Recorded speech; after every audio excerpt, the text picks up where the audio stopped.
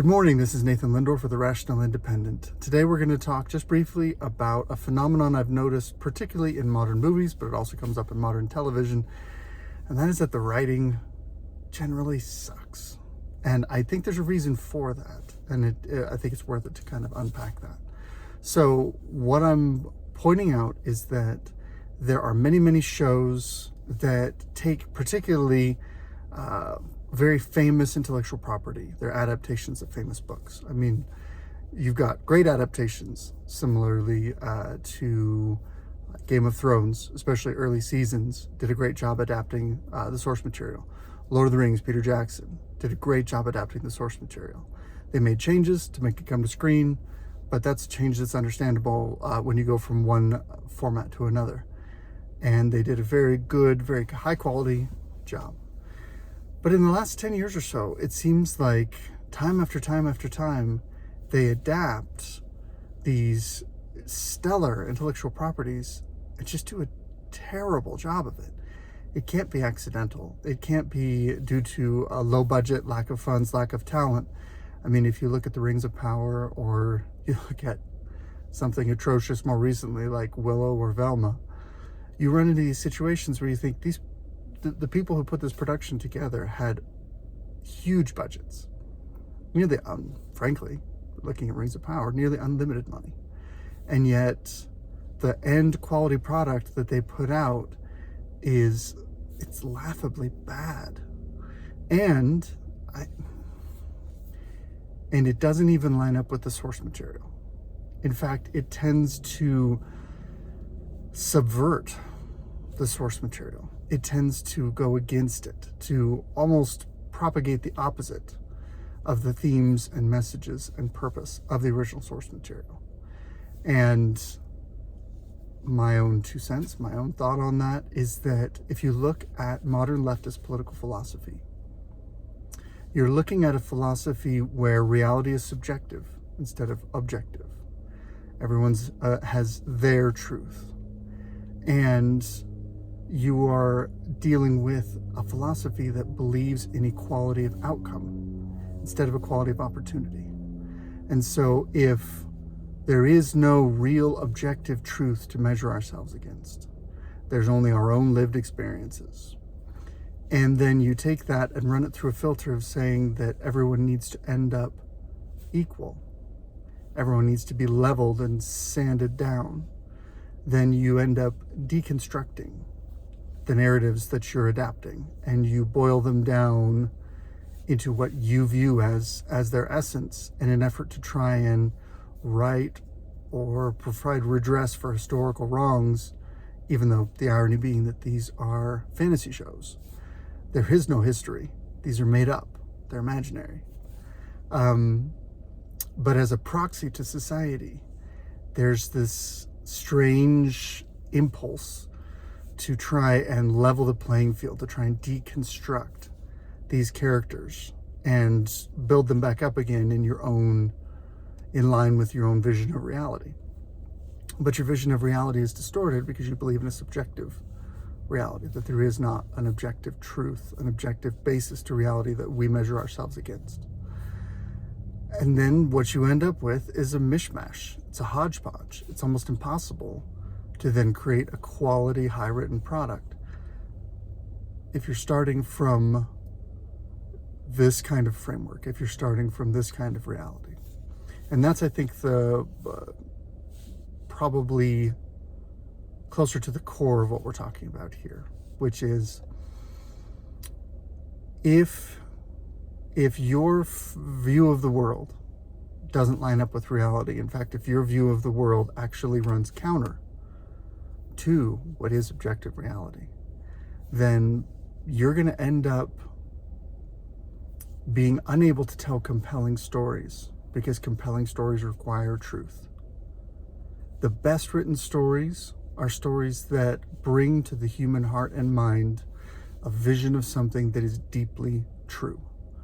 This is why the classic archetypal hero's journey works, because it reflects something true about reality, that sacrifice brings you purpose and meaning, that accomplishing something worthwhile can help the lives of the people around you, that loss can fuel an eventual triumph. These are all things that are true. And when our stories present those to us, they echo, they resonate. And that's what gets people to follow and love these stories, because they reflect things that are true. If you have robbed yourself of that truth, if you have filled your mind with a philosophy and a viewpoint that is antagonistic to truth, it follows from there that when you create stories, you're going to create false stories. And those will never resonate. Those will never succeed. They don't connect to audiences. And the interesting thing is, and we can get into this a little bit later, when you're talking about people who have filled their minds with this leftist ideology, this subjective reality, the equality of outcome instead of the equality of opportunity, and there's a variety of different factors to this, they are so convinced that they're right. They're so convinced that they personally are right that they're willing to, when they see evidence that they're wrong, they push back and they say, well, then reality is wrong. They create stories and put them out into the world, and the world comes back and says, this is awful. We're not going to give you our money. We're not going to allow this to prosper. We're not going to rate this well. We're going to let you know this is a terrible story. The knee-jerk reaction then is the audience is wrong. I'm so convinced I'm right that when reality, when the marketplace, when other people come to me and say, you're wrong, they're so willing to double down that they say, no, I am right and you're wrong. The fact that this isn't succeeding, that's your fault. The fact that this isn't succeeding, that's proof that the audience is evil. That's how you get to the point where the people creating the Rings of Power call their audience evil. That is a weird place to be for someone who's trying to ostensibly create a work of fiction that resonates and connects and uplifts and enlightens their audience. To say, well, if you don't like it, that's proof that you're evil. As opposed to considering, if you don't like it, maybe I didn't do a good job. So, apologies if that was a little rambly.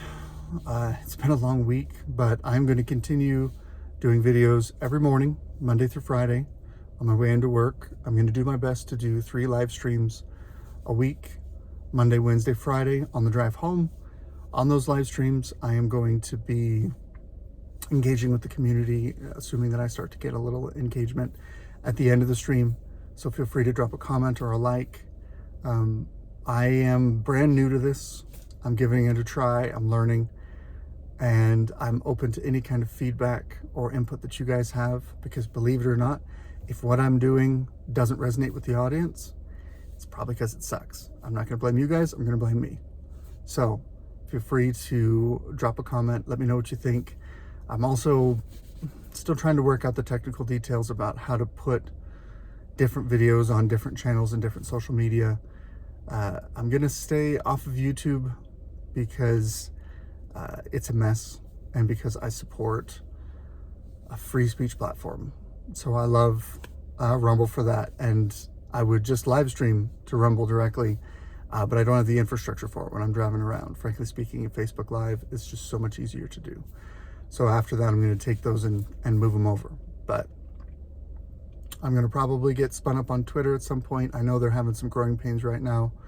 I was listening to an interview where Elon Musk was mentioning that there's a lot of trouble under the hood. I tried to create an account a few days ago, and basically it basically said, I'm sorry, I'm broken, come back later.